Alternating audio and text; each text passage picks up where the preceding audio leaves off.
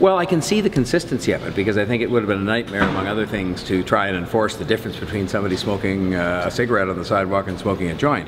I guess now it does, probably prompt us to do something that I've talked about, not so much on the sidewalk, but maybe in our parks, to say, well, if people want to enjoy, which they seem to be doing, a glass of wine or a beer in a park, which I think most people are quite responsible enough to do, that we should take a look at that kind of thing as part of this continuation of the reform of our laws. As I will be mindful of the cost that is going to be thrust upon us, and we've made it very clear, and I think the government previously was supportive of the notion we should be compensated for the additional costs we're going to have as a result of whatever decisions they make. We had a very interesting presentation at the Police Services Board, just a month ago, in which they indicated they were expecting literally tens of thousands of calls from people calling to say my neighbor on their balcony is smoking a joint and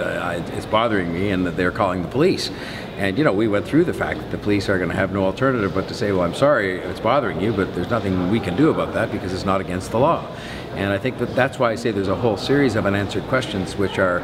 thrust upon us because we're moving very rapidly towards this date, and there are things we're going to have to, in some cases, sort of learn about on the job. But the effects of cannabis on impairing people are in how long it stayed in your blood, and I didn't know this before, but that alcohol is generally gone from your blood within 24 hours, but cannabis can stay for a month, and the reason they made the presentation to us is so that we could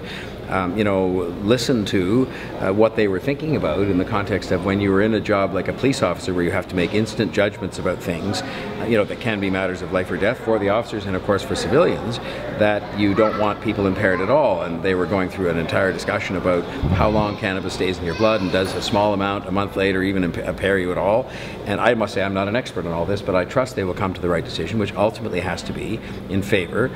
in favor of, and not only in favor of, but it has to be tilted way over on the side of public safety and of the safety of officers. Because they do have a job to do, like a pilot or like a lot of other people that involve, very, very important life or death decisions. So I don't know exactly what the policy of the police service is going to be, but I'm glad that they have been thinking about it for some time, including making this presentation to us that they did.